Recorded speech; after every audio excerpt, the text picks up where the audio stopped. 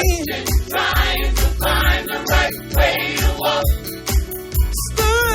Stay beside me, guide me, and try me. I want to in your life.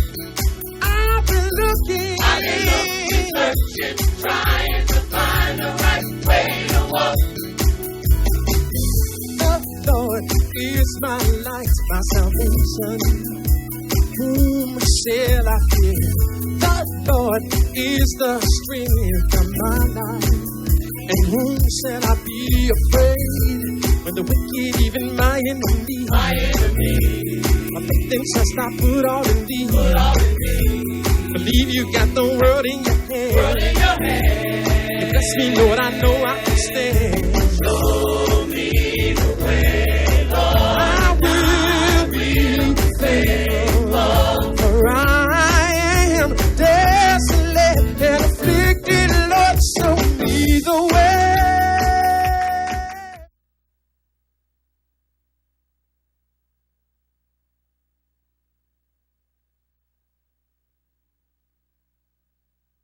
One of the Lord's high days. This is one of the Lord's annual Sabbath days.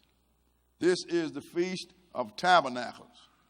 This feast, sisters and brothers, is the feast that the whole world is going to have to come up to Jerusalem and worship even when Jesus is back. Because this is also called the Feast of Ingathering. This is the year, this represents the year that the Lord is, this feast represents the year and the time that the Lord is going to gather not only his people, but when the Lord comes, you're going to have the first resurrection and a whole lot of other things, sisters and brothers. So this is a very important feast. So now we're going to get to the lesson. This is the Feast of Tabernacles, sisters and brothers, because I say it all the time. All the important days, feast to the Lord, represent the Lord's operation. If you understand the 23rd chapter of Leviticus, then you know what God is doing. He had it all written down. And this represents the feast. This is the end gathering. This is the time when the Lord is going to gather his people, not only Israel from all over the world, but then people that's going to be in the first resurrection, they're going to come up. Because this is the end gathering.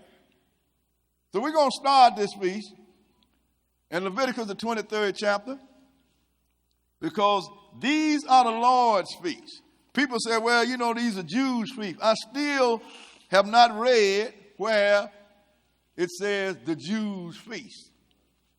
These are the feasts of the Lord. At 23, Leviticus chapter 23. Leviticus chapter 23. And we're going to start reading at verse 1. 23 and 1. Go ahead. And the Lord spake unto Moses, saying, Speak unto the children of Israel, and say unto them, concerning the feasts of the Lord, go ahead, which ye shall proclaim to be holy convocations, even these are my feasts. These are his feasts. It did not say the Jews' feasts. That's what the whole world has been told, that these are the Jews' feasts.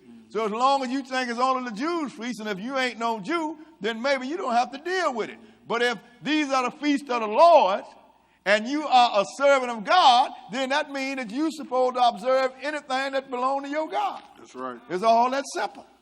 Skip down to verse 4 and read it. These are the feasts of the Lord, even holy convocations. Go ahead. Which ye shall proclaim in their season. And he said these are holy convocations. Solemn assemblies, sisters and brothers. And you're supposed to hold them in their season. You know, like one, when he talk about the Passover, people didn't read this because some people have communion 2 and 3 times a month. But then when you look in the Bible, you can't even find communion. You find Passover, and you're supposed to have it in its season. One time, 14th day of the month, Abib, at evening. But these are the feasts, and we're going to skip down to verse 33 and deal with this Feast of Tabernacles. Because years ago, sisters and brothers, some things about this I didn't understand. We didn't understand. But then the Lord is a God of understanding. He opened up our eyes more and more. And as he opened up to us, we're supposed to walk right in and deal with everything he wants us to see. We're going to start this at verse 23. Leviticus 23rd chapter and verse 33, rather. Verse 33. Okay, go ahead. And the Lord spake unto Moses, saying, Speak unto the children of Israel, saying, Go ahead. The 15th day of this 7th month shall be the Feast of Tabernacles for 7 days unto the Lord. Now, I want to stress, it's at the Feast of Tabernacle for 7 days unto the Lord. 7 days, sisters and brothers. The Lord is very specific about this. Go ahead and read. On the first day shall be in holy convocation. You shall do no servile work therein. On the first day, you shall have a holy gathering.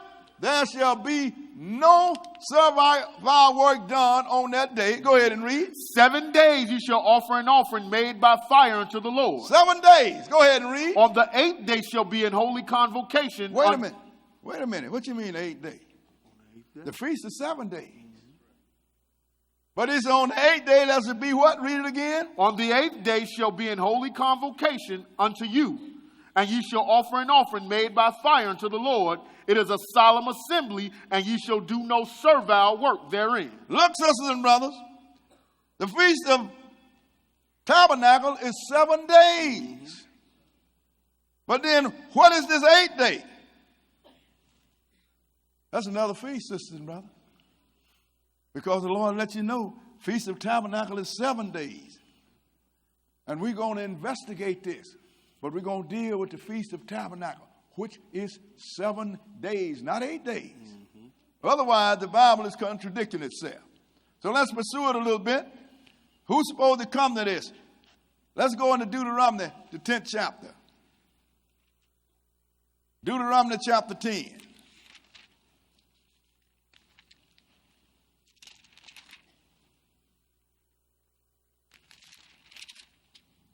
And we're going to start reading at verse 13. Deuteronomy chapter 10 and verse 13. 10 and 13. Okay, go ahead. To keep the commandments of the Lord and his statutes, which I command thee this day for thy good. Behold, the heaven and the heaven of heavens is the Lord's thy God, the earth also with all that is therein. Go ahead. Only the Lord had a delight in thy fathers to love them, and he chose their seed after them, even you above all people, as it is this day. Circumcise therefore the foreskin of your heart, and be no more stiff-necked. This is the wrong scripture here. I don't know how to do that. I got so hung up in my own lesson that I done forgot. Let's go into Numbers, the 10th chapter. Maybe everybody's messing up today, even me. Good grief, this is a good day. Because the tabernacle can't be a bad day. But we are going to put our hand on this. I don't know how I did this. I do this every year.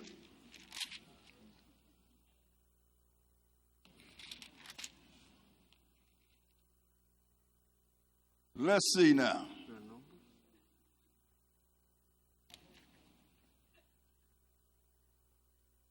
Because I want to show where you have to bring everybody to this feast.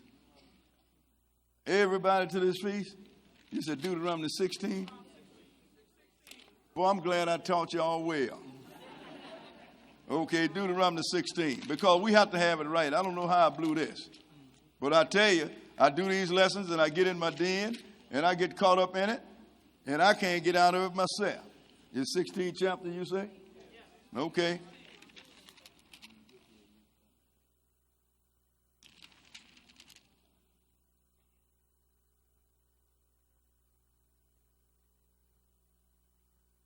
And verse 10.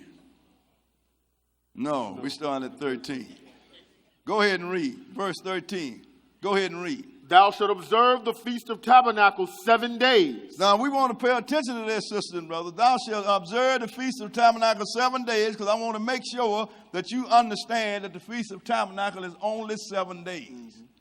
Go ahead and read. After that thou hast gathered in thy corn and thy wine, and thou shalt rejoice in thy feast, thou and thy son, and thy daughter, and thy manservant, and thy maidservant, and the Levite, the stranger, and the fatherless, and the widow that are within thy gates. Now, so everybody's supposed to observe this, even the strangers. That's the non-Israelites, sisters and brothers. This ain't got nothing to do with the feast of the Jews. It's got something to do with what thus said the Lord. Go ahead and read. 7 days shalt thou keep a solemn feast unto the Lord thy God in the place which the Lord shall choose. Because the Lord thy God shall bless thee in all thine increase and in all the works of thine hands. Therefore thou shalt surely rejoice. Now, I want to keep stressing the fact this feast is only 7 days, sister and brother, because it have a great significance. Because these 7 days also spans the time that God gave man. And after the 7 days, which is 1,000 years for a day, there won't be no more species that's called man. But these 7 days you're supposed to keep this. Go ahead and read. 3 times in a year shall all thy males appear before the Lord thy God in the place which he shall choose. Now, I want you to pay attention to this. It said 3 times a year. But remember, but look, the Lord tell us to show up on the Passover, don't he? He tell us to show up on the memorial of the blowing of the trumpets, don't he? Then he tell us to show up on the Day of Atonement, don't he? But why then just 3 instead of all of them? Because these are the eating feasts, sisters and brothers. These are the ones that you serve food. You don't serve food on the memorial of the blowing of the trumpet. You don't serve food on the Day of Atonement. And on the Passover, you only serve bread and wine. So he said it 3 times a year. These are the 3. These are the times you have to bring what you need to facilitate this feast. Go ahead and read. In the feast of unleavened bread. Start it back over. Go ahead. 3 times in a year shall all thy males appear before the Lord thy God in the place which he shall choose. In the feast of unleavened bread. Go ahead. And in the feast of weeks. That is Pentecost, the feast of weeks. Count 7 weeks plus day after the Sabbath day is 50. That's Pentecost. Go ahead and read. And in the Feast of Tabernacles. And in the Feast of Tabernacles. Go ahead and read. And they shall not appear before the Lord empty. And this is the time when you're supposed to bring something. Like some people don't do nothing all year. Oh, Brother Boy, you know, I can't believe that. You believe it. How do I know? Because one time I wanted to send a pastoral letter to everybody. And you know how I had to get the pastoral letter? Out of the computer where the tithes and offering. Then I had people come, I never got a letter. I looked at them. I didn't tell them. I tell me you never paid no tithes and you never made no offering. And you just been sitting around here for years. But you ate every feast. Think about it. But he said, this time, if you haven't brought anything all year, this time you're supposed to bring something. Go ahead and read. Every man shall give as he is able, according to the blessing of the Lord thy God, which he hath given thee. Now, as you are able, he said give, because the Lord is a fair God. He don't ever ask you to do something that's going to put you in trouble. You do according to your ability on these feasts. Now, let's go into Exodus, the 23rd chapter. Exodus chapter 23. And we're going to start reading at verse 14. Exodus 23 and verse 14.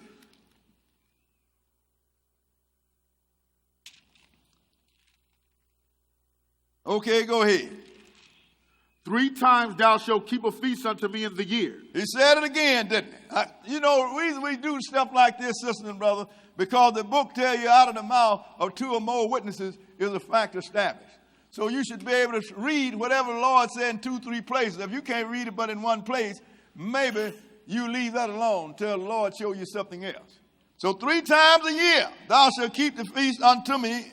Go ahead and read. Thou shalt keep the feast of unleavened bread. Thou shalt eat unleavened bread 7 days. Go ahead. As I commanded thee in the time appointed of the month Abib.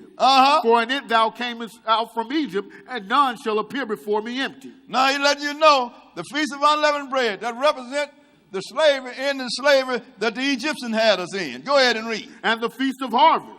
The first fruits of thy labors, which thou hast sown in the field. And the feast of ingathering, which is the end of the year, when thou hast gathered in thy labors out of the field. Because the ingathering, feast of harvest, then we talk about ingathering. We talk about Pentecost and ingathering. That's the same thing as tabernacle. So when you gather all your labor out of the field, that's when the Lord going to gather his people.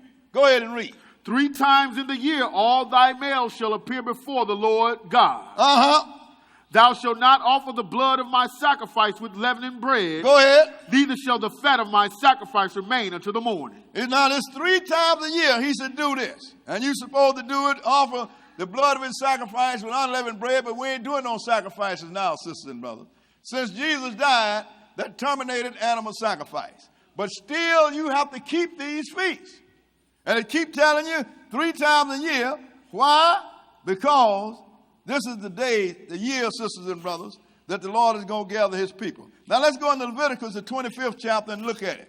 Leviticus chapter 25.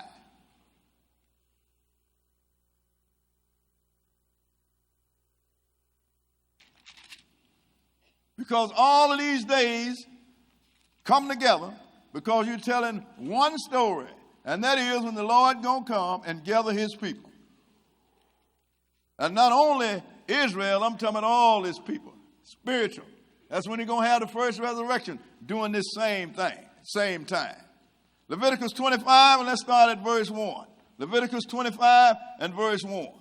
Okay, go ahead. And the Lord spake unto Moses in Mount Sinai, saying, Go ahead. Speak unto the children of Israel, and say unto them, When ye come into the land which I give you, then shall the land keep a Sabbath unto the Lord. Now he's saying the land going to keep a Sabbath unto the Lord. Go ahead and read. 6 years thou shalt sow thy field, and 6 years thou shalt prune thy vineyard, and gather in the fruit thereof.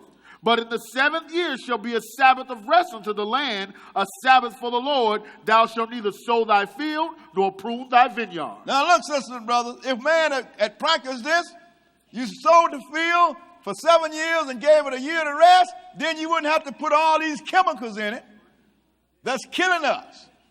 Even when people say, well, you know, I'm a vegetarian. It's still been fertilized by chemicals. When all we had to do was let the land rest for 1 year and it would recover and rejuvenate. But you know, nobody listened to the word of God. But this has more to do more than just harvest, sisters and brothers. This is the Lord's plan about coming and dealing with his people. So skip down to verse 8. Verse 8 and go ahead. And thou shalt number 7 Sabbaths of years unto thee. 7 times 7 years, and the space of the 7 Sabbaths of years shall be unto thee 49 years. Now, these 7 years, 49 years, this is also the year of Pentecost. This is the year that the Lord comes. This is the year also that the day of Pentecost represents. 49 years, go ahead and read. Then shalt thou cause the trumpet of the Jubilee to sound on the 10th day of the 7th month. You're going to cause the trumpet of Jubilee to sound on the 10th day of the 7th month? In the day of atonement. In the day of atonement? Shall you make the trumpet sound throughout all your land. Now, when that happens, sisters and brothers, that is the 7th trumpet. That's what's going to bring the Lord. That's right. That's going to bring the first resurrection. Everything happened. What people don't understand is we know what month and what day of the month that the Lord is coming. We just can't put our hand on the year. That's right. But when the year roll around, the Lord going to roll the heavens back. He going to have 7 trumpets that's going to bring 7 plagues upon this earth, and the last one is going to be him. Oh, the Lord ain't going to be the plague. You better read this book. The book tell you that the slaying of the Lord is going to be from one end of the earth to the other. The book tells you that he's going to kill so many that the mountain going to look like they're melting with blood. He said he's going to kill so many until the blood going to come up to the horse's brow. It's a plague. Unless you on God's side, it ain't going to touch you. So now, he said, now, you want to blow this trumpet on the 7th day. On the 50th year, rather. On the Jubilee, that's the year it's called the Jubilee. You're going to sound this trumpet. And once you sound this trumpet, sisters and brothers, the atonement is going to be made for everybody because Jesus is the real atonement. He's going to come and take this earth down by force. Now let's show you, let's show you this same time. Let's go into Matthew, the 24th chapter. Because this is the year when everything is going to happen. It's going to do this time, the Feast of Ingathering. It's just not only the Feast of Tabernacles, it is the Feast of Ingathering. And the Lord defined things for what they really are meant to be. Matthew chapter 24. Matthew chapter 24. And we're going to start at verse 27. Matthew chapter 24, and we're going to start reading at verse 27. Because there's a time, sisters and brothers, that the Lord is going to bring a time upon this earth that's called Great Tribulation.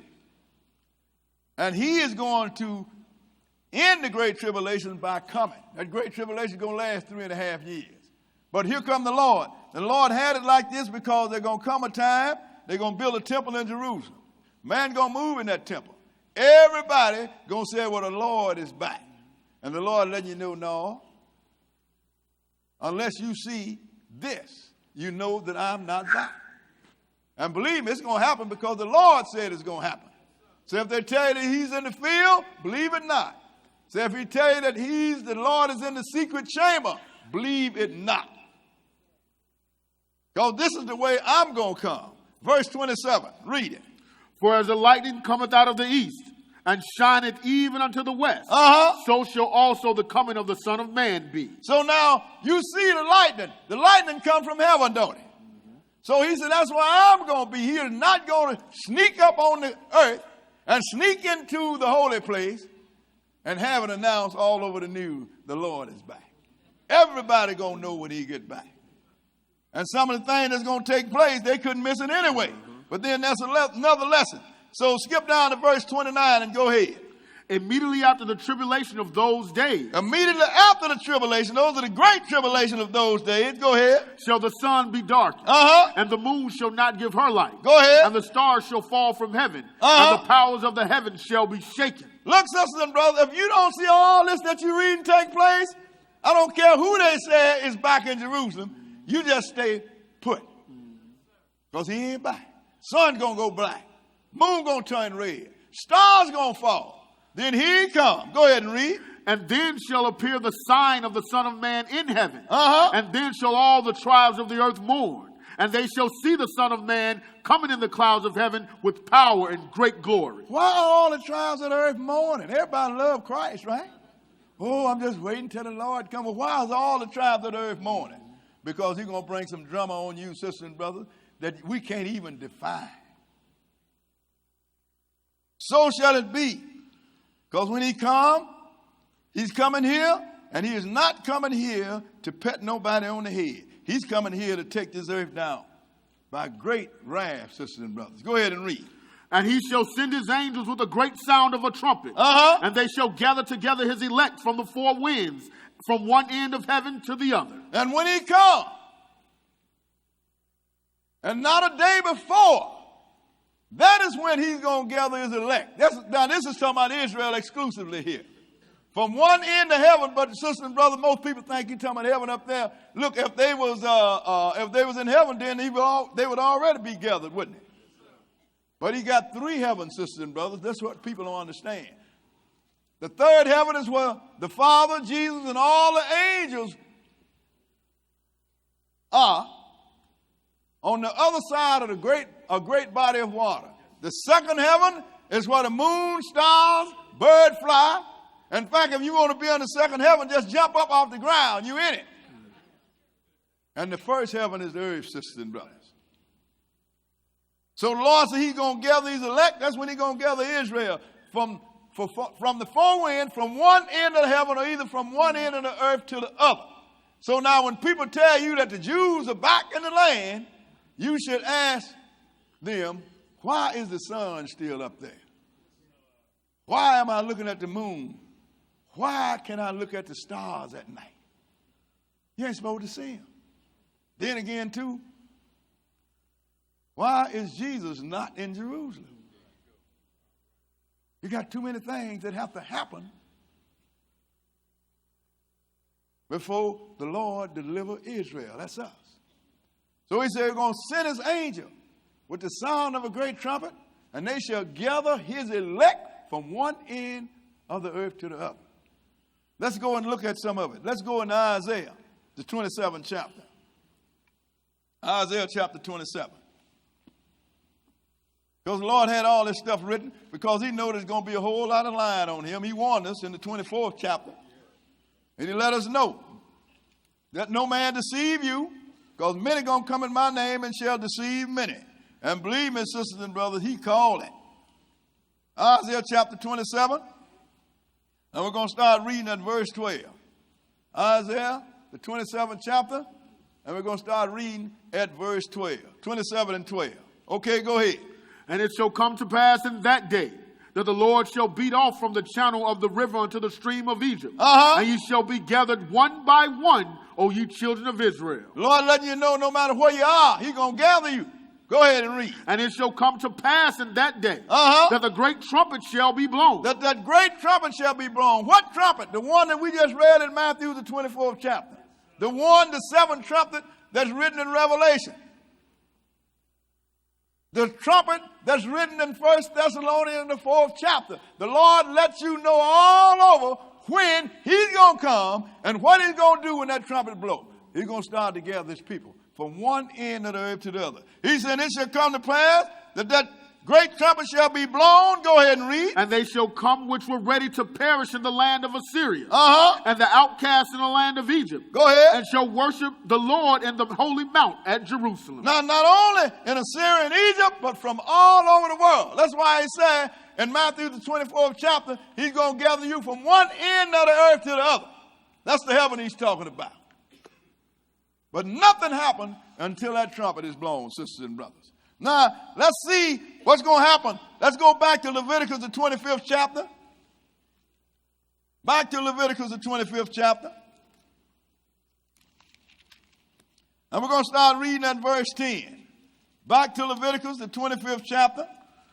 And we're going to start reading at verse 10. Because when the Lord blew that trumpet in the 7th month, on the 10th day of the month, and the year of Jubilee, everybody goes back, even strangers. Because the Lord have it written too in other places. Everyone are going to turn to their own people, and everyone is going to go back to their own land. Everybody have a land, sisters and brothers. Everybody. Like I hear people sometimes, well, you know, I'm a mixture, so where's my land? I said, who is your daddy? Well, my dad is German. Then you going back to Germany.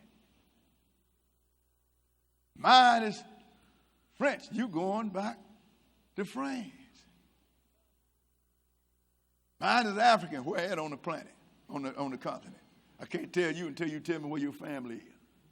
Tell me where your family is. That's where you going. Everybody. Jubilee, on the day of year of Jubilee, when the Lord blow that trumpet. Verse 10, go ahead and read. And you shall hallow the 50th year, and proclaim liberty throughout all the land unto all the inhabitants thereof. What's liberty mean? Everybody's freed, ain't it? In all the land, unto all the inhabitants thereof. Go ahead and read. It shall be a jubilee unto you, and you shall return every man unto his possession, and you shall return every man unto his family. You're going to return every man to his possession. Everybody have a plot on this earth. God gave every nation. And everybody have a people. So you're going to turn every man to his possession, and you should return every man to his family. Everybody going to go to his family. Go ahead and read. A jubilee shall that 50th year be unto you. You shall not sow, neither reap that which groweth of itself in it. Go ahead. Nor gather the grapes in it of thy vine undressed. For it is the jubilee. It shall be holy unto you. You shall eat the increase thereof out of the field. Go ahead. And the year of this jubilee you shall return every man unto his possession. And the Lord mean that. This is the year. This is what this stands for. This is the end gathering, sisters and brothers, this Feast of Tabernacles. Every man, no matter who you are, where you are, the Lord is going to return you to your possession. Israel will go back to Israel. Germany to Germany, France to France, Italian to Italy, wherever you come from. That's why I tell people, well, it don't matter who I am. Well, then if you don't know who you are, then where you going to know where to run when somebody tell you you're going? And the only ones that do not go back to their original family, those are the ones that's going to go like it was when Israel come out of Egypt, a mixed multitude. Can always have somebody that's going to go with Israel. But it ain't going to happen until this time. And at the end of the year of Jubilee, sisters and brothers, or at the end of the Feast of Tabernacles, or at the end of the 50th year, there ain't going to be no more species called man. Everybody will be God. Because God have given you 7 days, sisters and brothers. Now let's look and show you the coming of the Lord, who is going to bring the Lord. Let's go into 1 Thessalonians, the 4th chapter. 1 Thessalonians, the 4th chapter. The Lord have everything documented the same way by different people in different generations. Might be a small twist, but he always give you something to let you know this is the same time. Because the Lord is doing so many things at the same time. He's going to make a whole lot of accomplishments at the same time. So what he do? He writes them in several places. This is going to happen when the trumpet blows. That's going to happen when the trumpet blows. This is going to happen with the trumpet blow. Why so many times? It's because if you put it all under one head, and sisters and brothers, it would confuse you. Now, we're going to deal with the resurrection. 1 Thessalonians 4 and verse 13. 4 and 13. Go ahead and read. But I would not have you to be ignorant, brethren, concerning them which are asleep, that ye sorrow not, even as others which have no hope. Go ahead. For if we believe that Jesus died and rose again, even so them also which sleep in Jesus will God bring with him. Now he's letting you know, I don't want you to be ignorant of this. You don't sorrow for people that live right, that kept God's laws and statutes, like you would for somebody that broke his commandments, which had no hope. He said, because he's telling you those that died right, Jesus is going to come and he's going to bring them. If you believe that Jesus died and rose again, then he's going to come and he's going to bring the ones that died right with him. But being that he is in heaven, and those that died right are either in the ground, or those that are found living right are on the ground, how is it he is going to bring them with him? Let's keep reading. It's going to tell us. Go ahead and read. For this we say unto you by the word of the Lord, that we which are alive remain unto the coming of the Lord, shall not prevent them which are asleep. Go ahead. For the Lord himself shall descend from heaven with a shout. For the Lord himself shall descend. That means come down from heaven with a shout. Go ahead and read. With the voice of the archangel. With the voice of the archangel. And with the trump of God. And there's that trump of Jubilee again. With the trumpet of God. Go ahead and read. And the dead in Christ shall rise first. The dead going to rise first. Then we which are alive and remain shall be caught up together with them in the clouds to meet the Lord in the air. So this is what the people call the rapture here. See, so we're going to be caught up and we're going to meet the Lord in the air. And so shall we ever be with the Lord. Ain't this what it says? That's right. But the question is, he left heaven and he's coming down. You left the earth and you going up. Now you done met. So where then are you going to be? Let's go into Zechariah the 14th chapter and let him tell us. See, the problem is, sisters and brothers, people have locked you into calling yourself a New Testament Christian, and you always get half the story. Like if you are locked into being an Old Testament scholar, you still only get half the story. That's why the Lord said to the law and to the testimony. To the law and to the testimony, to the old and to the new book, to the old and to the new. If they don't speak according to that, there is no light. That means ain't no truth in them. You need both of these books so you know where you are. Yes, so now they're going to meet the Lord in the air. Now once they met, let's see what's going to happen. We're going to start at verse 3. Zechariah 14 and verse 3. Okay, read it. Then shall the Lord go forth and fight against those nations, as when he fought in the day of battle. Go ahead. And his feet shall stand in that day upon the Mount of Olives, which is before Jerusalem on the east. Now look, that's the last place that Jesus' feet touched when he left this earth. And when he went up, the angels appeared, 2 men, but we know there was angels, stood by Peter and them and said, you men of Galilee, why are you gazing up? That same Jesus that you see going up, going to come back in like manner. And then it said, and they left the Mount of Olives. That's right. So now when he comes, his feet going to touch and stand in that day up on the Mount of Olives. Let's go ahead and read. And the Mount of Olives shall cleave in the midst thereof, toward the east and toward the west. Go ahead. And there shall be a very great valley, and half of the mountain shall remove toward the north, and half of it toward the south. See, when the Lord hit the Mount of Olives, Jesus is going to be in his strength, sisters and brothers, and that mountain is going to split. And it's going to create a great valley. And what's the people going to do? Go ahead and read. And ye shall flee to the valley of the mountains. For the valley of the mountains shall reach unto Azar. Go ahead. Yeah, ye shall flee, like as ye fled from before the earthquake in the days of Uzziah, king of Judah. Why are you fleeing?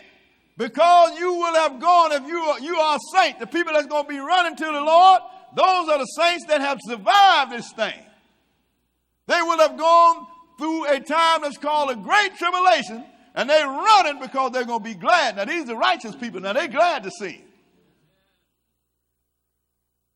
So, he going to come, and is he going to come by himself? Go ahead and read. And the Lord my God shall come, and all the saints with him. The Lord my God shall come, and all the saints with him. Where did he get these saints from? They met him in the air. The dead rose. The living that was found righteous changed. And they met him in the air, and everybody came back down there. And once the Lord come here, he ain't leaving no more. Skip down to verse 9. Verse 9 and read it. And the Lord shall be king over all the earth. And that day shall there be one Lord, and his name one. You ain't going to have all these various pagan gods. There's going to be one Lord, and his name one. Who is that? Jesus, sisters and brothers.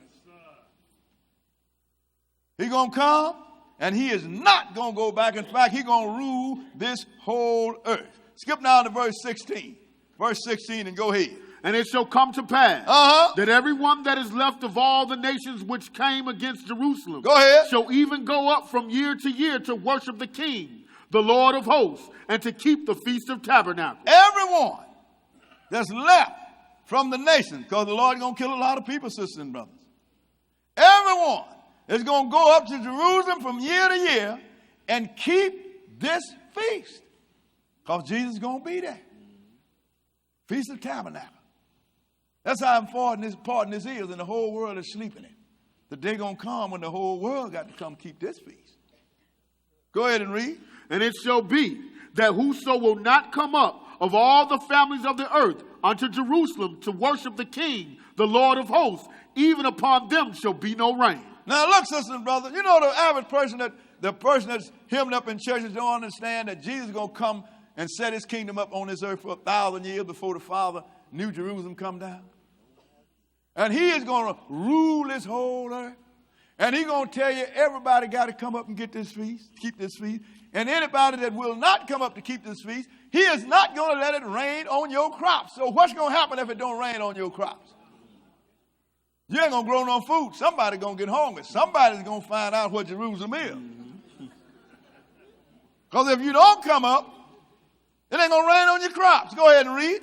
And if the family of Egypt go not up, and come not, that have no rain, there shall be the plague wherewith the Lord will smite the heathen that come not up to keep the Feast of Tabernacles. So if Egypt don't come up, they're going to be in trouble. The Lord is going to make everybody come and keep their sisters and brothers. Go ahead and read. This shall be the punishment of Egypt, and the punishment of all nations that come not up to keep the Feast of Tabernacles. This must be a real important feast, ain't it? Because you don't come to keep this feast, you are going to be, he's going to give you the ugly way. He's going to starve you to death. But don't nobody know about this, because don't nobody know that Jesus is going to sit there. And Revelation tell you the same thing. Everybody got to come up. Let's go into Revelation, the 15th chapter. Everybody. Somewhere along the line, somebody said, well, that's that Old Testament stuff. See, that stuff don't work. Jesus did away with all that. Since Christ came, you don't have to worry about all these old feasts. We're going to see if you have to come up in the New Testament. Revelation, the 15th chapter. Revelation chapter 15. And let's start reading at verse 1. Revelation 15 and verse 1. Okay, read it. And I saw another sign in heaven, great and marvelous, 7 angels having the 7 last plagues, for on them is filled up the wrath of God. And I saw as it were a sea of glass mingled with fire, and them that had gotten the victory over the beast. Go ahead. And over his image, and over his mark, and over the number of his name, stand on the sea of glass, having the harps of God. That means it's telling you that the Lord is back now. They done got the victory over the beast. They done survived the great tribulation. And let's see what's going to happen. Go ahead and read. And they sing the song of Moses, the servant of God, and the song of the Lamb, saying, Go ahead. Great and marvelous are thy works, Lord God Almighty. Just and true are thy ways, thou King of saints.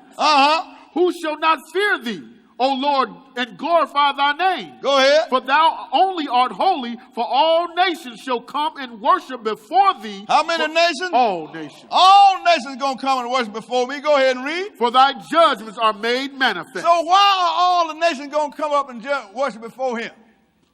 Because if it don't, there ain't going to be no rain on their crops. That's what the Lord letting you know.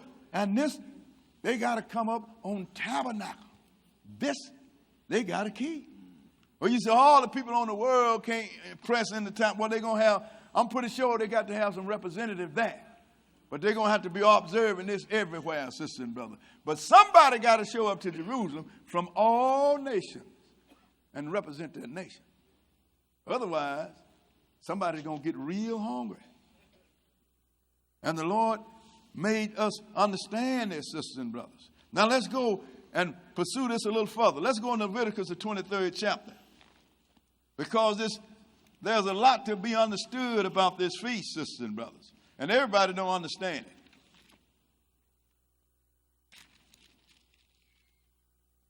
But if you just read the Bible, it'll come to you.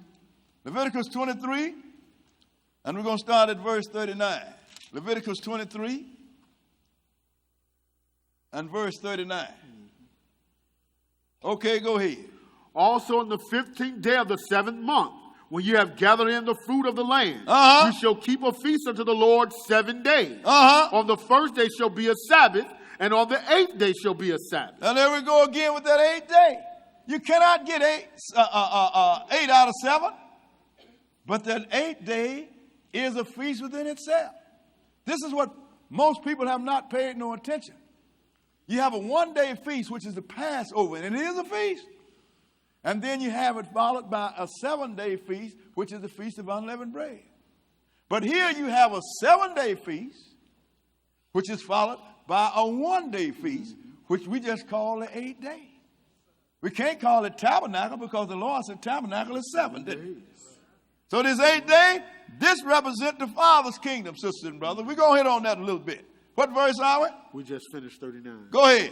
And you shall take you on the first day the boughs of goodly trees, branches of palm trees, and the boughs of thick trees and willows of the brook. And you shall rejoice before the Lord your God 7 days. Now you're going to go and get the boughs of trees and go break off limbs and stuff from trees and branches.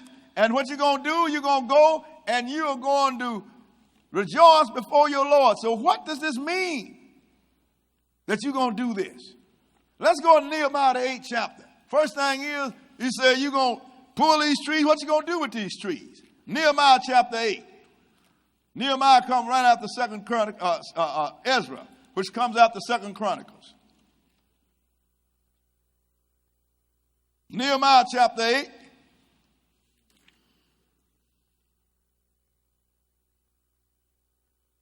Nehemiah chapter 8.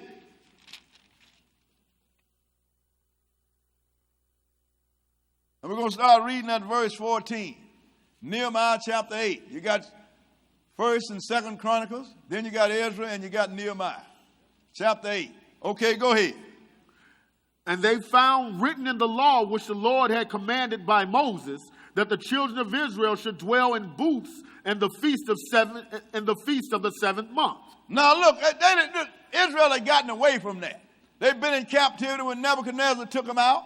Then after 70 years, they went back to the land. They had gotten away from the laws and everything. So now they in the land, now they studying their books. And they find out by what was written in the book of the law that the children of Israel should dwell in booths in the feast of the 7th month, which is the tabernacle. Go ahead and read. And that they should publish and proclaim in all their cities and in Jerusalem, saying, Go forth unto the mount and fetch olive branches and pine branches and myrtle branches and palm branches and branches of thick trees to make booths as it is written. Now you're going to make booths. This is something you're going to make that you can go in and live in. Go ahead and read. So the people went forth and brought them and made themselves booths, every one upon the roof of his house. And in the courts, and in the courts of the house of God, and in the street of the water gate, and in the street of the gate of Ephraim. Now look, sisters and brothers, you have some people doing this tabernacle that know about it. Some of them going out into the woods with tents. Some of them going out of town and renting hotels. But the Lord said, go and get branches and break them down. They had tents in the days of Israel.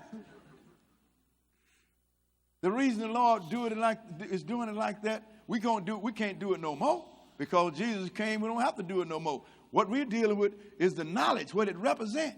This booth represents a temporary dwelling. And how long we supposed to dwell in these booths? Go ahead and read.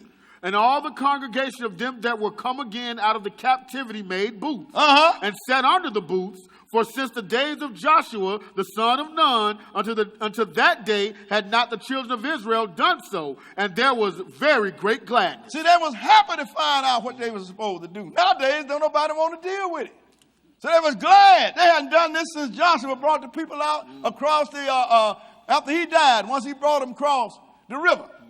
But go ahead and read. Also, day by day, from the first day unto the last day, he read in the book of the law of God, and they kept the feast 7 days. And on the 8th day was a solemn assembly according unto the manner. So they kept the feast 7 days, and the 8th day was a solemn assembly. Now, let's see how long they stayed in this booth, sisters and brothers. But before we tell you that, let's show you this is temporary dwelling. Because how long are you going to be able to live in a little old house made out of tree branches? After a while, they're going to dry up, the leaves are going to dry up, and you're going to be sitting under frames. So what does represent? Temporary dwelling. Why did the Lord have us to do this on the Feast of Tabernacle? Because tabernacle also, not only in gathering, it also represents a tent or some kind of shelter. And Peter will let you know. Let's go into 2 Peter, the 1st chapter.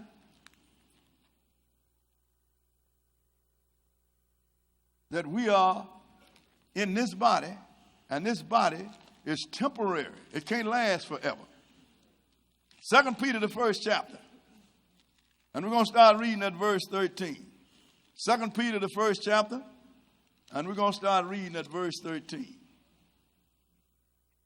1 and 13. 2 Peter 1 and 13.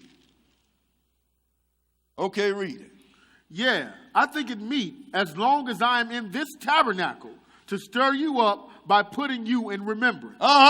Knowing that shortly I must put off this my tabernacle, even as our Lord Jesus Christ has showed me. He said, as long as I'm in this tabernacle, or either in this body or in this flesh and blood form, I think it's good for me to keep you in remembrance of what the Lord had taught you.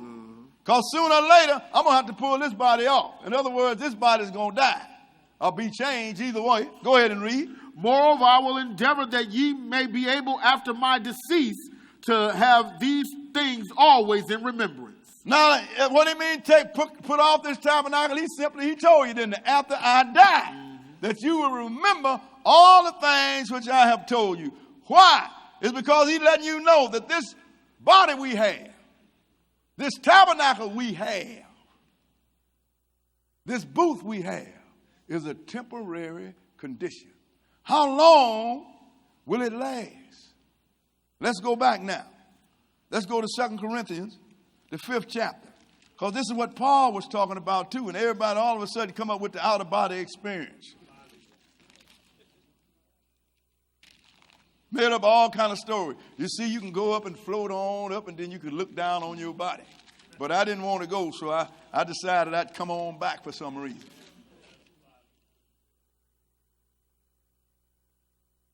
But then that's another lesson. 2 Corinthians, the 2 Corinthians, the 5th chapter. 2 Corinthians, the 5th chapter, we're going to start reading at verse 1. Paul is talking the same thing here, but we're going to show you what he's talking about. Verse 1, go ahead. For we know that if our earthly house of this tabernacle were dissolved, we have a building of God, an house not made with hands, eternal in the heavens. Let's see what he said. So this tabernacle we have, if this building, the building we live in, so we have a building of God. If this is dissolved, go ahead and read. For in this we groan, earnestly desiring to be clothed upon with our house, which is from heaven. Sure. Anybody with any sense would rather be immortal than mortal. This is your house from heaven. Go ahead and read. If so be that being clothed, we shall not be found naked. Go ahead. For we that are in this tabernacle do groan, being burdened, not for that we would be unclothed, but clothed upon, that mortality might be swallowed up of life. In other words, he's saying, we're not saying we want to get out of this body and float away. What we want to do is to get away from this immortal state. We want to become immortal when death is swallowed up of life. Now let's go, the same Paul is going to make it even clearer. He's not talking about leaving this body. I'm going to show you what he's talking about doing with this, that God's going to do with this body. So let's back up to 1 Corinthians, the 15th chapter. 1 Corinthians, the 15th chapter. Because people read that, you can get out of the body, and people tell me, I done had an out-of-body experience. I looked over up and I looked down at myself. Paul wasn't talking about this. He mentioned the word mortality, didn't he? He mentioned the word death swallowed up by life, didn't he? Let's show you what he's talking about. First thing is, he asked the question that nobody will ask nowadays. We're going to start at verse 35. Verse 35. Okay, go ahead. But some man will say, how are the dead raised up? And with what body do they come? Ain't no some man in this day going to say that. You understand? Because they tell you at the funeral, that's not Sister Jones there. That's just her shell. She made her homecoming. But people of understanding will ask, how are the dead raised and what body will they have? Go ahead and read. Thou fool, that which thou sowest is not quickened except it die. In other words, quickened means made alive. Let's talk about immortality. Except it die. Go ahead and read. And that which thou sowest not that body that shall be, go ahead, but bear grain. Now this let me know that you have to be born to have a body to bear grain, right, don't you? That's right. You ain't showing the body that's going to be, but it bear grain. In other words, for you to become an immortal, you have to have a mortal body. That's right. That's right. If you want corn, you have to have a kernel to put in the ground. That's right. So this body bear grain. Go ahead and read. It may chance of wheat or of some other grain. But God giveth it a body as it hath pleased him. But God giveth him a body as it pleased him. Go ahead and read. And to every seed his own body. And every seed his own body. I am not going to wake up in Andrew's body. That's right. When I wake up, it's going to still be me. Now skip down to verse 40 and go ahead.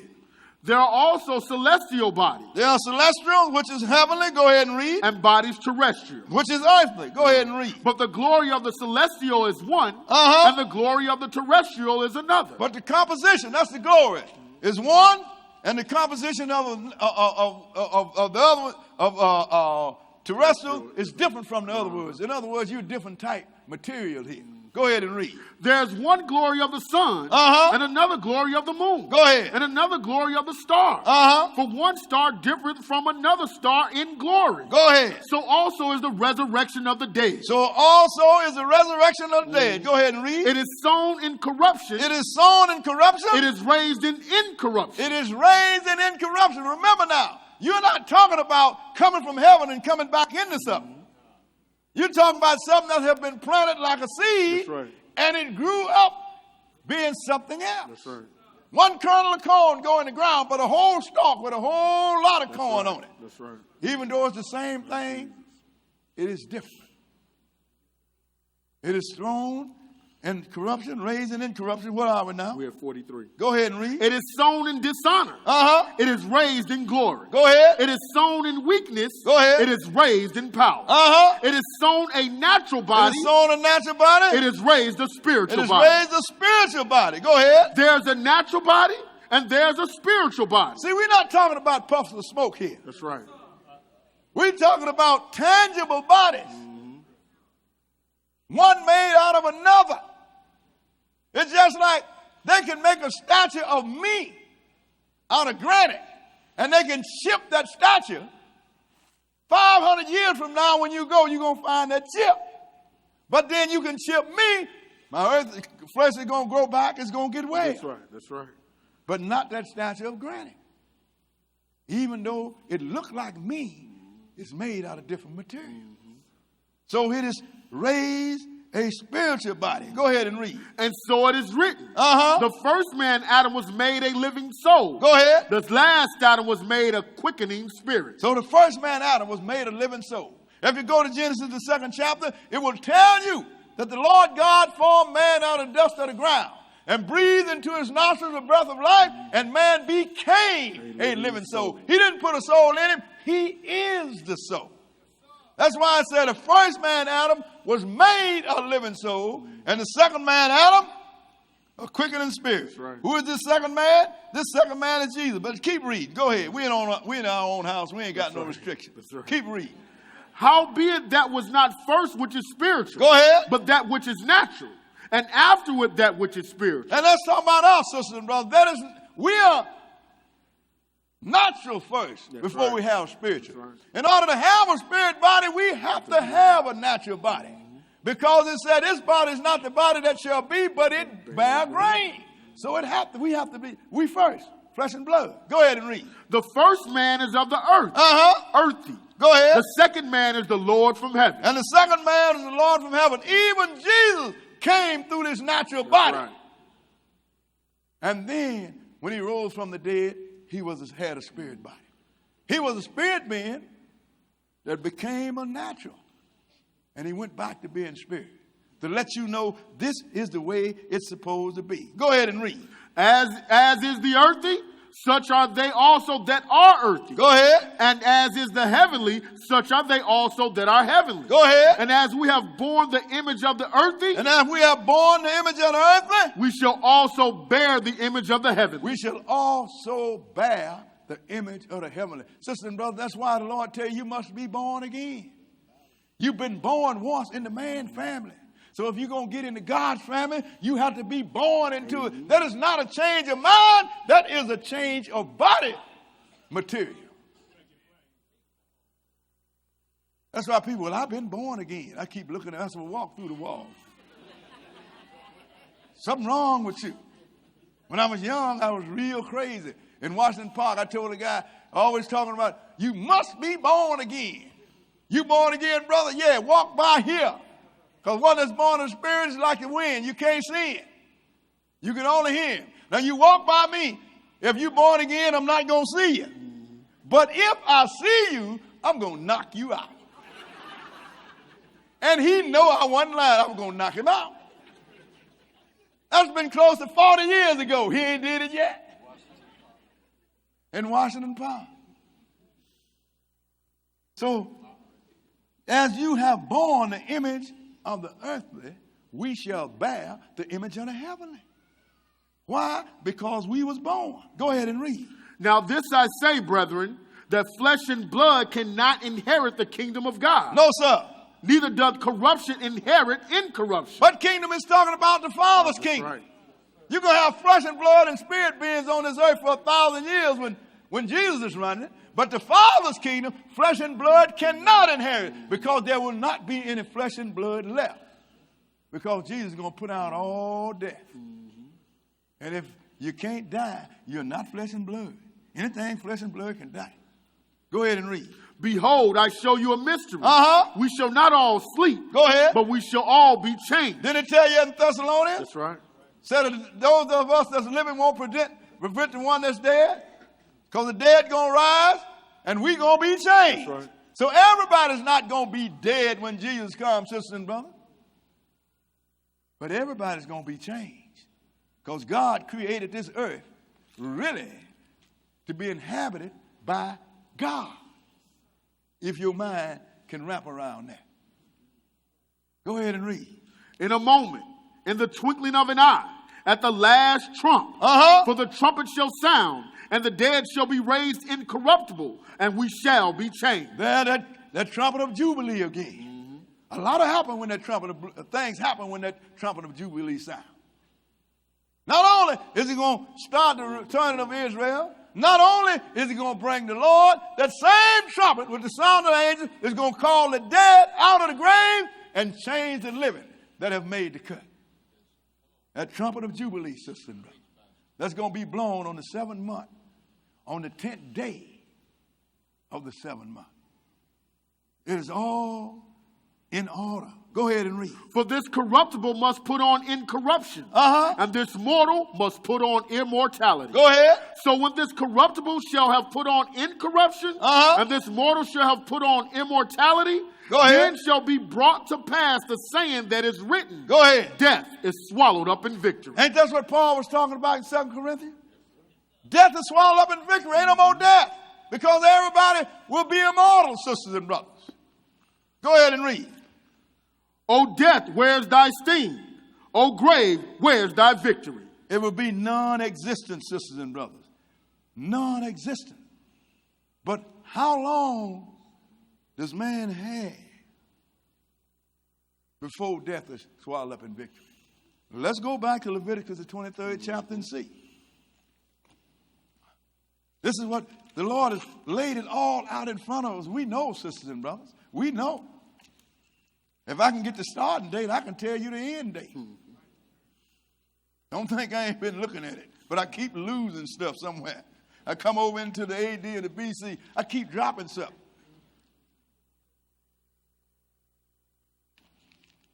Maybe I don't want to know what it is, because if I find out, I'll be walking around scared every day.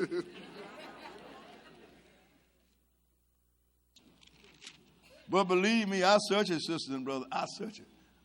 I am no lazy preacher. I read when you're trying to have your second dream. Because I want to know what's going on. And because I'm a chicken, I want to be able to move before danger hits.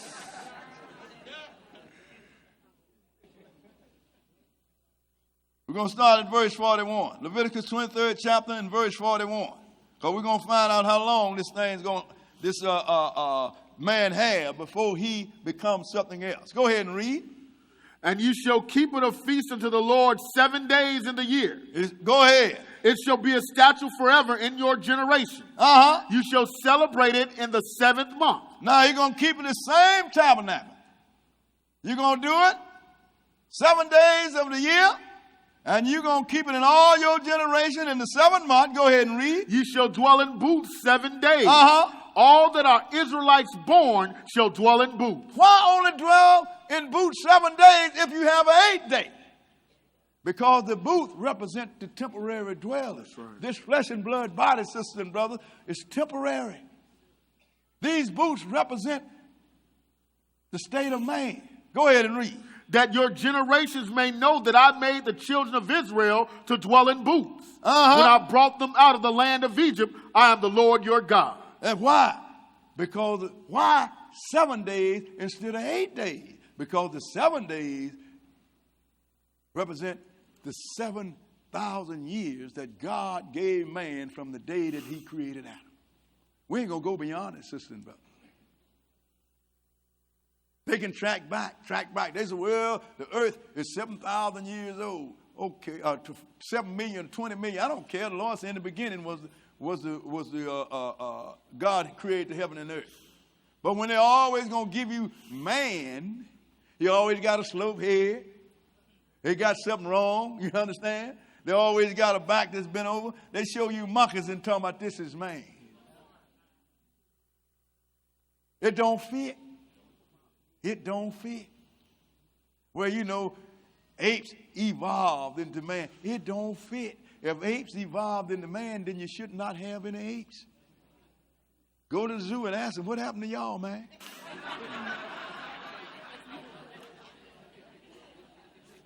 You should be me. The only other way it should have happened, then the baby's supposed to be born an ape and grow into a man.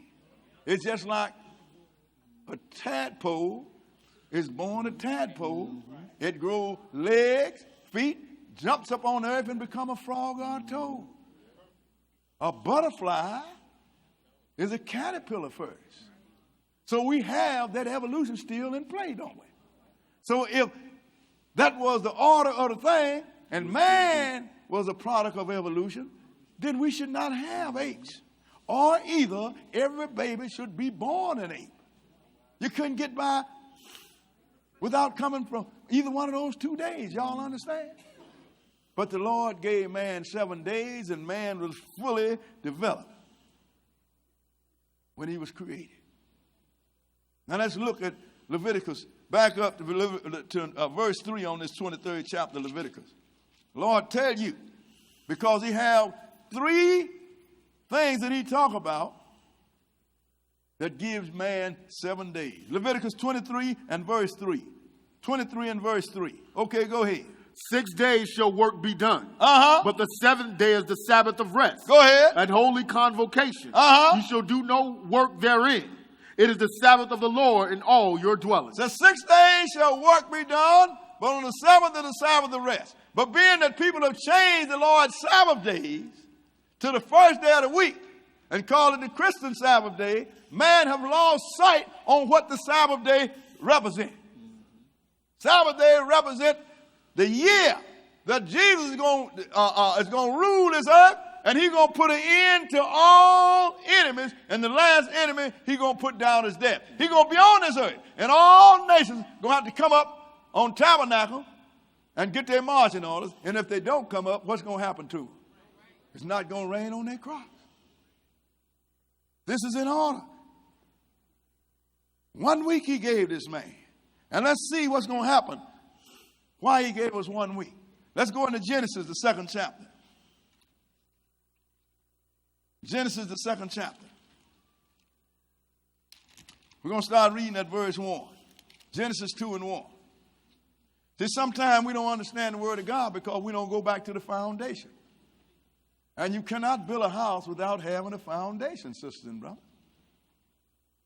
Because that's what you build on. Old Testament is the foundation. Verse 1, 2 and 1. Go ahead. Thus the heavens and the earth were finished, and all the host of them. Go ahead. And on the 7th day God ended his work which he had made, and he rested on the 7th day from all his work which he had made. He said, look, on the 7th day God ended his work which he had made. And on the 7th day, from all his work which he had made. How absolute is all, sisters and brothers? All is absolute. I mean, ain't nothing else left, is it? You mean the Lord did that? Go ahead and read. And God blessed the 7th day and sanctified it, because that in it he had rested from all his work which God created and made. Now he had rested from all his work which we had created and made.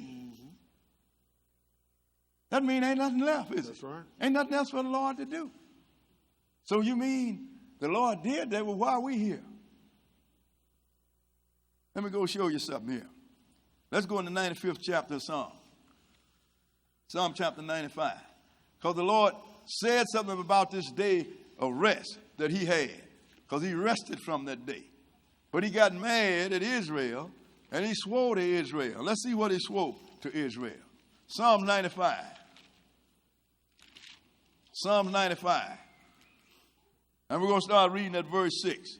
Psalms 95 and verse 6. 95 and verse 6. Okay, go ahead. Oh, come, let us worship and bow down. Let us kneel before the Lord our Maker. For he is our God. Go ahead. And we are the people of his pasture. And the sheep of his hand. Today, if ye will hear his voice, harden not your heart. The Lord tell you today that if you hear his voice, harden not your heart, as Israel did in the wilderness. Go ahead and read. As in the provocation, and as in the day of temptation in the wilderness. So don't be like them. Go ahead. When your fathers tempt me, proved me, and saw my work. When your fathers in the wilderness, they tempted me, and they proved me, and they saw my works. They saw me rain down bread from heaven. They saw me bring water out of a rock. They saw me bring wind and go way overseas and bring quail in to give them meat. They saw me split a sea. They saw all of that and didn't believe. So what did he do? Go ahead and read. 40 years long was I grieved with this generation, and said, it is a people that do err in their heart, and they have not known my ways. He said, this people have grieved me for 40 years. That's a long time to grieve, ain't it? Because they err and they have not known my ways. Not that he didn't tell them, because they did not listen. And this is what's happening nowadays. We tell people, but they won't listen. So God going to do this to you too. Go ahead and read. Unto whom I swear in my wrath that they should not enter into my rest. He said, I swore unto these people in my wrath that they shall not enter into my rest. Look, sisters and brothers, how could they enter into his rest? They didn't exist. Let me throw a wrinkle in here. Let's go back to Genesis, the 2nd chapter. I'm going to throw a wrinkle in here and look at this here.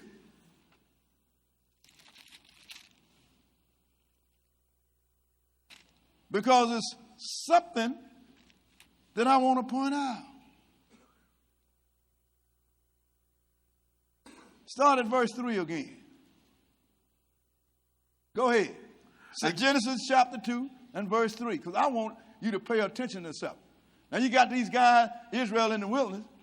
They made God mad because they wouldn't do what he said. They wouldn't follow his orders. He suffered with them for 40 years, and he finally said, swore, you will not enter into my rest. So when did the Lord rest? Verse 3, go ahead and read. And God blessed the 7th day and sanctified it, because that in it he had rested from all his work which God created and made. Okay, keep reading. These are the generations of the heavens and of the earth when they were created, and the day that the Lord God made the earth and the heavens. Go ahead. And every plant of the field before was in the earth, and every herb of the field before it grew. Go ahead. For the Lord God had not caused it to rain upon the earth, and there was not a man to till the ground. Wait a minute. When the Lord declared the 7th day his day of rest, where was man? He was not there. Keep reading. But there went up a mist from the earth and watered the whole face of the ground.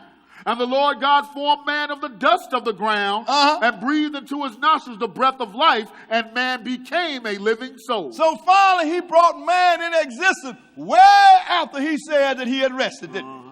Then you're going to go in the Psalms and tell these people, Israel in the wilderness, because you have grieved me for 40 years and you will not do what I said, you will not enter into my day of rest. Right. You know what that tells me? That he called the end from the beginning. This day of rest in the 2nd chapter of Genesis is not talking about then. It is talking about a day to come. How do I know that? Let's go into Hebrews, the 4th chapter, and look at it. That's right. Hebrews chapter 4. Because I just had to let you see when the Lord said he rested, there was not a man to till the ground.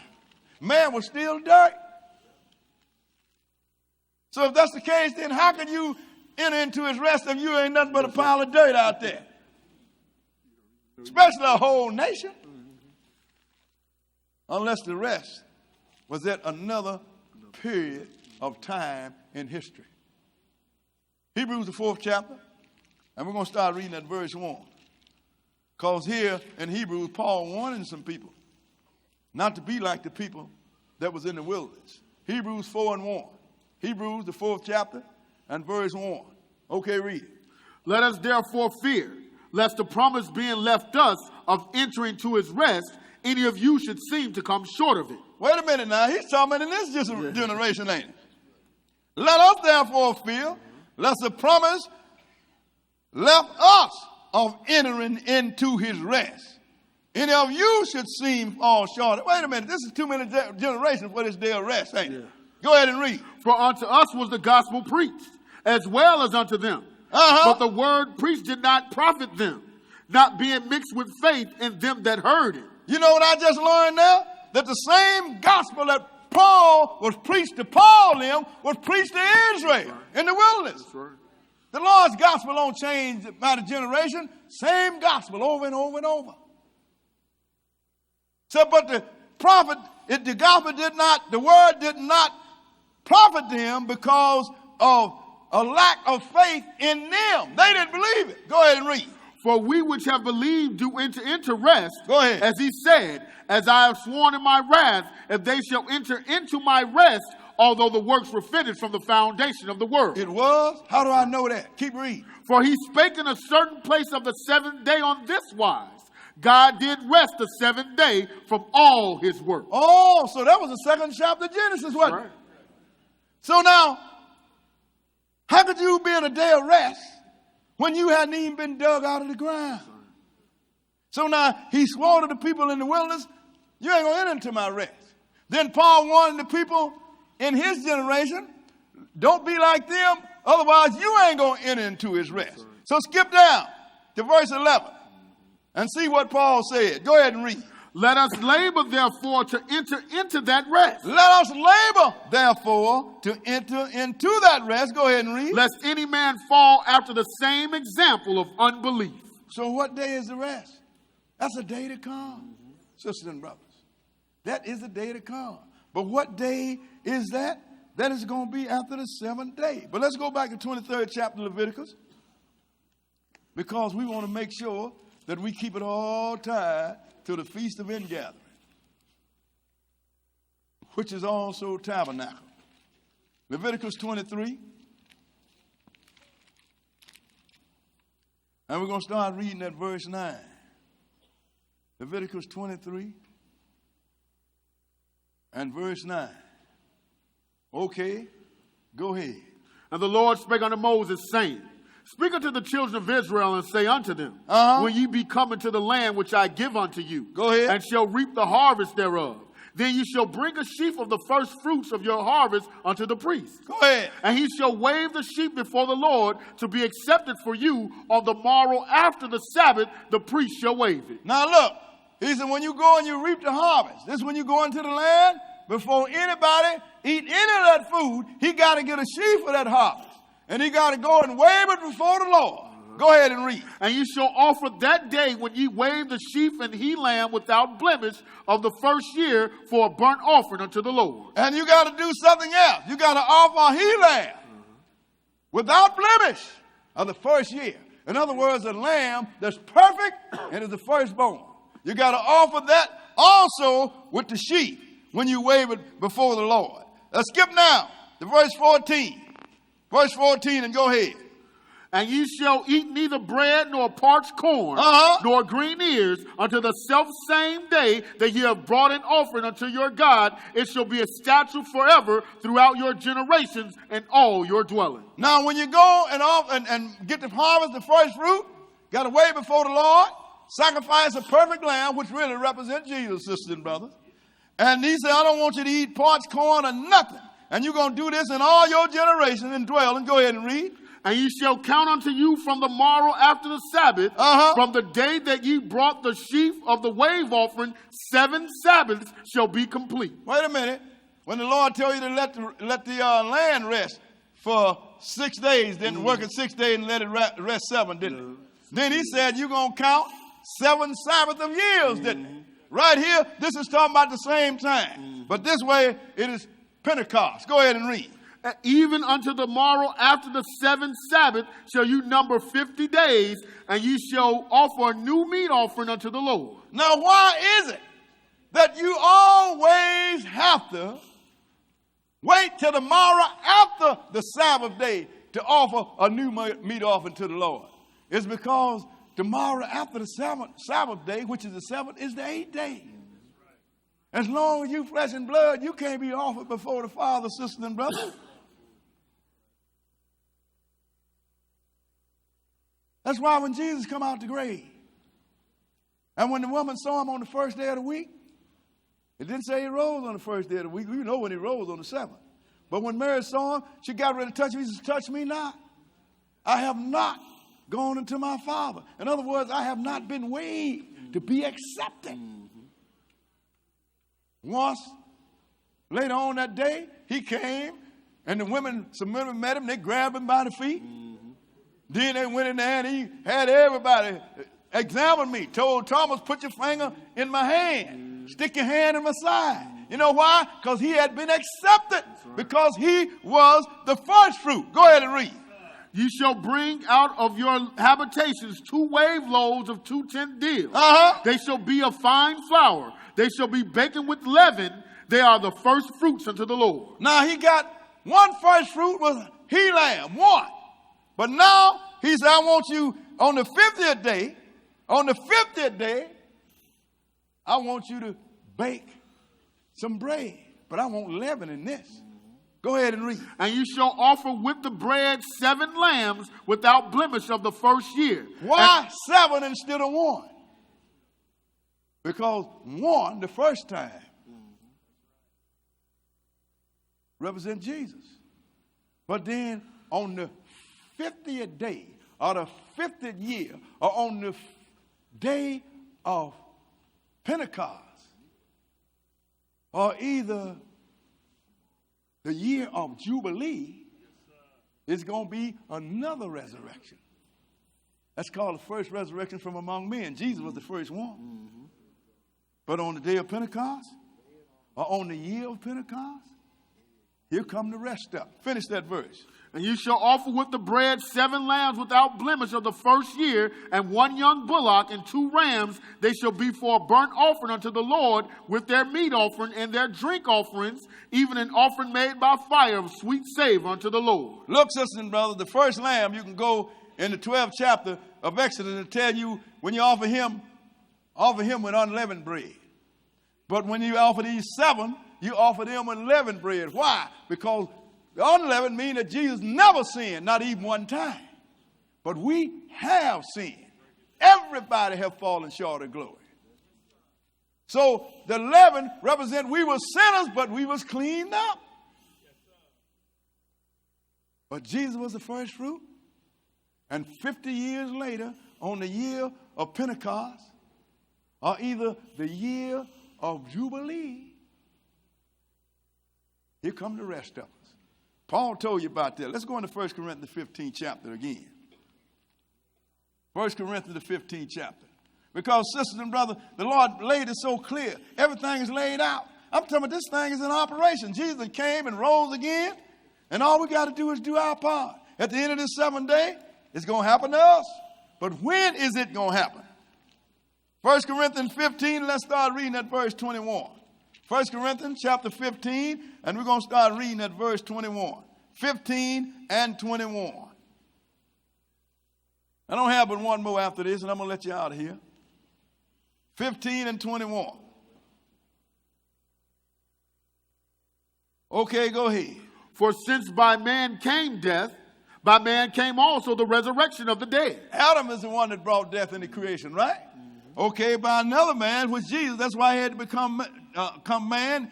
He is the one that brought in a resurrection from the dead. Go ahead and read. For as in Adam all died, even so in Christ shall all be made alive. Yes, sir. But every man in his own order. As Adam all died, even so as Christ shall every man be made alive. Go ahead and read. Christ the first fruits. Christ the first fruit. Remember that he lamb without blemish? That's right. When you weigh the first sweet before him, he's the first fruit. Go ahead and read. Afterward, they that are Christ at his coming. And afterward, they that are Christ at his coming. Now, you had to make a new wave offering before the Lord. That's us. On what day? The day after the Sabbath day. What day is that? The 8th day. Because everything during the 7,000 years is flesh and blood. That's why the 7 days he gave you, man. 7 days of unleavened bread. The 7 days of tabernacle. Right. That is talking about the same time. At the end of the 7,000 years, man ceased to exist. Because you changed to God. Jesus will have finished his work. What day did he finish? On the 8th day. Skip right on down to verse 28. On the 7th day, rather. Verse 28. Go ahead. And when all things shall be subdued unto him. Why don't we just keep right on reading to it? That's our time. We ain't got to skip. Go ahead and read. Then cometh the end. Then cometh the end. When he shall have delivered up the kingdom to God. Even the Father. When he shall have put down all rule and authority and power. For he must reign till he hath put all enemies under his feet. Now Jesus got to do this on this earth. Until he must reign until he put all enemy on his feet. Go ahead and read. The last enemy that shall be destroyed is death. That means that, sisters and brothers, there will be no more dying. Didn't he say this mortal must put on immortality? Right. Didn't it say death is swallowed up in victory? Right. And the last enemy he is going to destroy is death. Man brought death on the earth. Jesus is going to take it off. Go ahead and read. For he hath put all things under his feet. But when he said all things are put under him, it is manifest that he is accepted, which did put all things under him. Now Jesus had to be accepted too first, didn't he? Go ahead and read. And when all things shall be subdued unto him, then shall be the Son also himself be subject unto him, that put all things under him, that God may be all in all. So now once Jesus have done everything, and he's going to do that at the seventh day, the white throne judgment is on the seventh day. The little Satan going to be loosed when the Lord comes on the seventh day. After the 1,000-year end. See, the 1,000 years don't start at the beginning of the seventh day. It starts in the 7th month of the 6th day. And it's going to end on the 7th month of the 7th day. That gives the Lord time to loose Satan. Satan going to go up on the earth and deal with the people that haven't had to suffer with him for 1,000 years. Then the Lord is going to send fire down from heaven and kill those people after they have been there after the Lord had ruled for 7 days. Then he's going to get Satan, which he put in the bottomless pit. This time he ain't going to put him back in the bottomless pit. He's going to put him in the lake of fire because he will have no more use for the devil. And once he do that, then he had a white throne judgment. He's going to open these books upon you. And he's going to read you. They're going to judge you according to the words that's written in this book. And he's going to have a book of life. If your name is in it, if you survive it, your name stay in it. If you don't survive it, your name get blotted out. So much for being saved. But at the end of the 7th day, sisters and brothers, there will be no more man. The next day is 8th day. Tomorrow after the Sabbath day. It ain't no accident that Jesus told a woman not to touch me. And it was the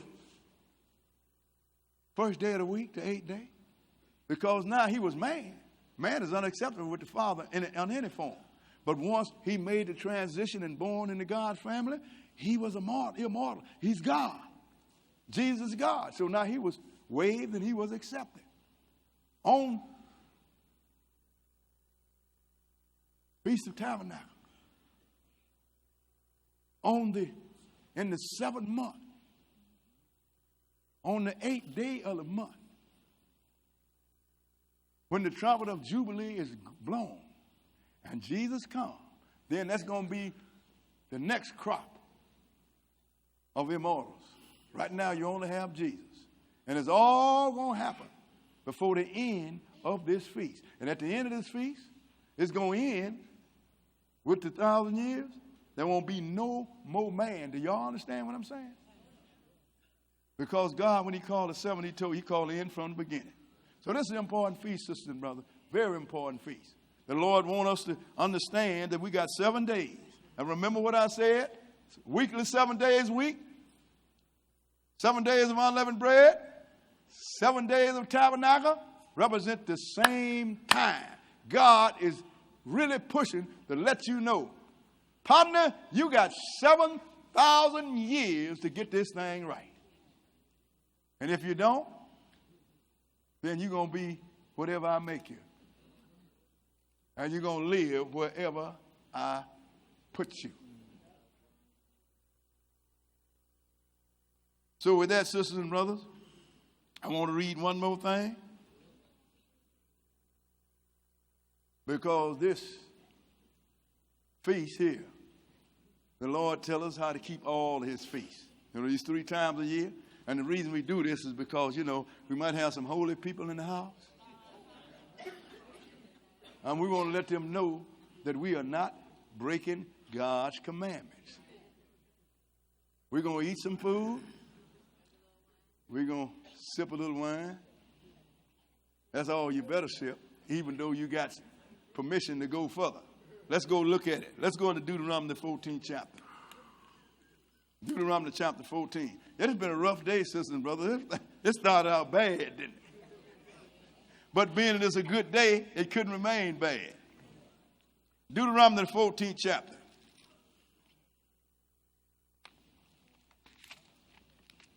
And we're going to start reading at verse 22. Deuteronomy 14 and verse 22. Because, sisters and brothers, I remember we had, when we was, we used to rent the Dalton Expo Center right around the corner. And a church bought it. But we was under contract. We had rented, so they couldn't stop us from having our feast. They done bought this church, and then we broke out the wine. Boy, they was upset. We done polluted their holy house with this sinful wine. But they couldn't do nothing about it. I guess that's, I usually don't drink but a sip. But I think that day I really just laid back. Because they had one of the church officials sitting next door. He's coming and sat by me, well, I'm going to look out for the pastor. I just laid back and kind of rolled over in my mouth.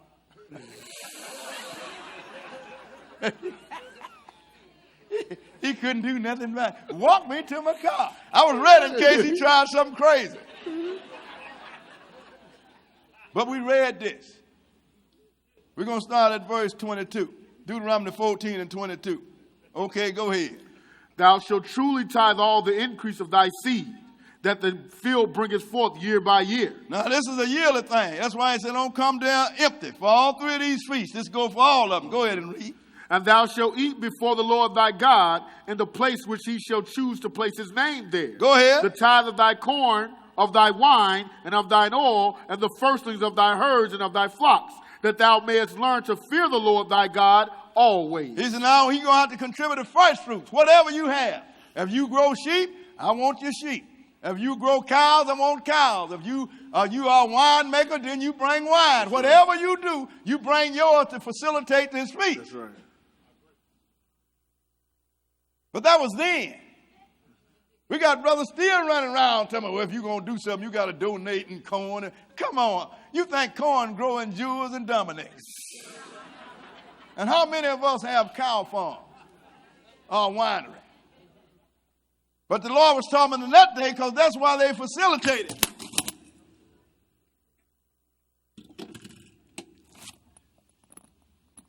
This is a rough day. I better hurry up and get out of here.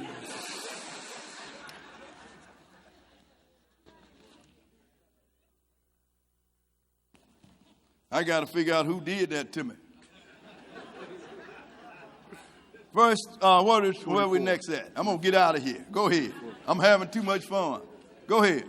And if the way be too long for thee. And if the way be too long for thee. So that thou art not able to carry it. Or if the place be too far from thee, which the Lord thy God shall choose to set his name there. In other words, if it be so far away that you can't drive your cows all that far, you can't carry your corn and your grapes and your wine all that far, then I want you to do this. Go ahead and read. When the Lord thy God hath blessed thee, then shalt thou turn it into money, and bind up the money in thine hand. And what you do is you sell your product, and you get that money in your hand. Go ahead and read. And shall go unto the place which the Lord thy God shall choose. Because it's easier to travel a long way with money in your pocket than driving sheep and goat. That's right.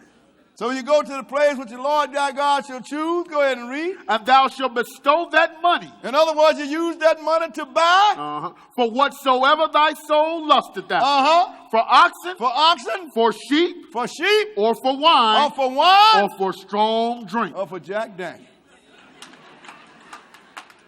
This is the book. This is the book. Ain't Jack Daniels strong drink? Wine is wine. So we're going to eat a little food. We're going to drink a little wine. And we're going to rejoice before our God.